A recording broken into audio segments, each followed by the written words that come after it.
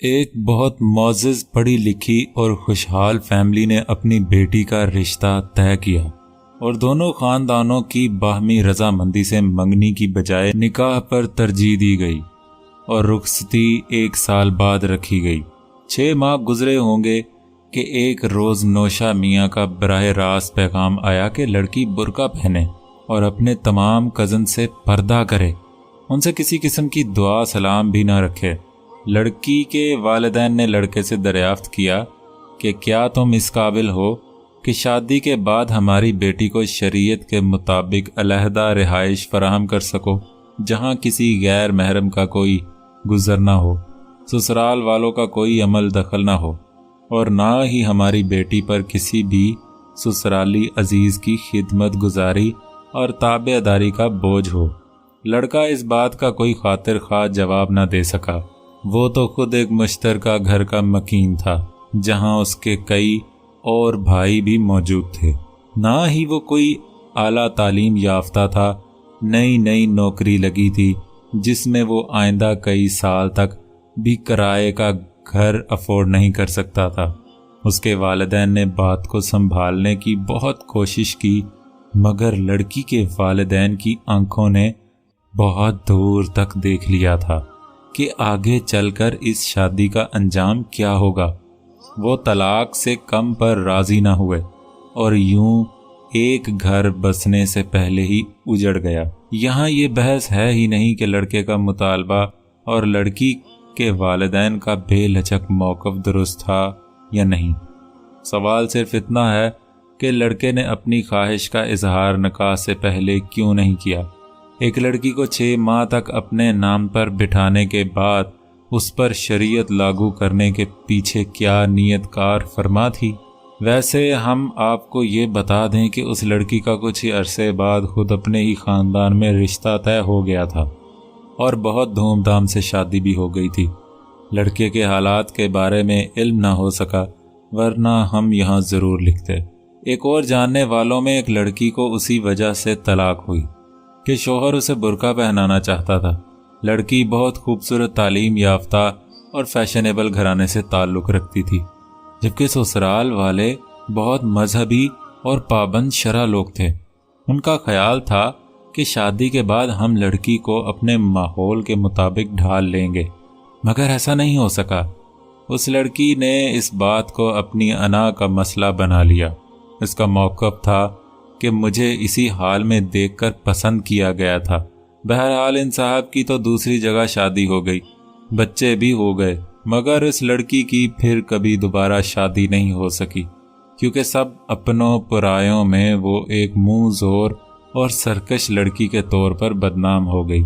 اب ایسی لڑکی کے منہ کون لگتا؟ ایک اور قصہ کچھ اس طرح سے ہے کہ ایک نوجوان بغرض ملازمت بیرون ملک مقیم تھا۔ کمپنی کی طرف سے سالانہ چھٹی کے باوجود 2-3 سال تک گھر نہیں آتا تھا، اور گھر والے وقتاً فوقتاً اسے مختلف لڑکیوں کی تصویریں بھیجتے رہتے تھے۔ کبھی وہ ٹال جاتا تھا اور کبھی جو راضی ہو جاتا تو گھر والے کوئی نہ کوئی ہیلا بہانہ گھڑ کر بات ختم کر دیتے تھے۔ کئی سالوں کی نوٹنکی کے بعد بالآخر دونوں ہی کا ایک لڑکی پر اتفاق ہو گیا، رشتے طے ہو گیا اور نوجوان وطن لوٹا تو جھٹ پٹ شادی بھی ہو گئی۔ اور صرف 1 ہفتے بعد اس نے اپنی بیوی سے کہا کہ تم آئندہ سے آئی بروز نہیں بناؤ گی، مجھے پسند نہیں۔ لڑکی سخت حیران ہوئی، کیونکہ اس کے شوہر کے گھر کی بلکہ پورے خاندان کی خواتین کا دوسرا گھر بیوٹی پارلر ہوتا تھا۔ کوئی فیشن ایسا نہیں تھا جو نہ کرتی ہوں۔ ایسے میں یہ شخص جو کوئی بہت مذہبی بھی نہ تھا اور نہ ہی اس کی ظاہری وضاحت مذہب کے مطابق تھی، اور جو اپنی بہنوں اور بھابھیوں کے بیوٹی پارلر یاترا کی پیمنٹ اپنی جیب سے کیا کرتا تھا، تو بیوی سے ایسا مطالبہ کہ وہ خود گھر میں بھی کبھی آئی بروز نہیں بنائے گی، یقیناً حیران کن تھا۔ بجا طور پر اس لڑکی نے بھی یہی سوال کیا کہ میری جو تصویر پسند کرانے کے لیے آپ کے پاس بھیجی گئی تھی، اس میں میری بنی ہوئی آئی بروز کسی اندھے کو بھی نظر آ سکتی تھی۔ جب آپ ان کے اتنے خلاف تھے تو جانتے بوجھتے مجھے کیسے پسند کر لیا؟ اصل میں موصوف کسی وقت دوستوں کی محفل میں جوش تبلیغ میں یہ شرط لگا بیٹھے تھے کہ شادی کے بعد میری بیوی آئی بروز نہیں بنائے گی، اگر بناتی بھی ہوگی تو میں بند کرا دوں گا۔ اب ان کی انا کا مسئلہ آ گیا تھا کہ اگر بیوی ان کی بات نہیں مانے گی تو دوستوں میں سبکی کا سامنا ہوگا، اور ان کی عزت کی خاطر بیوی کو اپنے شوق یا ضرورت کی قربانی دینی ہوگی۔ حیرت کی بات ہے کہ اس نوجوان نے دوستوں کے ساتھ یہ شرط نہیں لگائی کہ میں اپنے نکاح میں آئی ہوئی عورت کو ہر قیمت پر اپنے ساتھ رکھوں گا، اسے نامحرم رشتوں کے ساتھ تنہا نہیں چھوڑوں گا، اسے اپنے پورے خاندان کی غلامی میں نہیں دوں گا۔ اس کا سارا دین اور شریعت صرف بیوی کی آئی بروز کے درمیان اٹکی ہوئی تھی، باقی کے احکامات سے کوئی سروکار نہیں تھا۔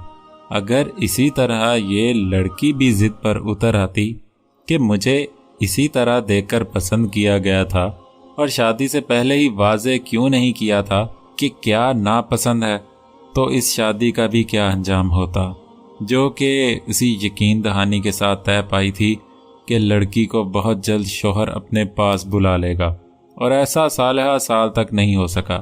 ایسے ہی اس سے ملتے جلتے اور بھی بہت سارے واقعات ہیں، یہاں صرف 3 مثالیں پیش کی گئی ہیں۔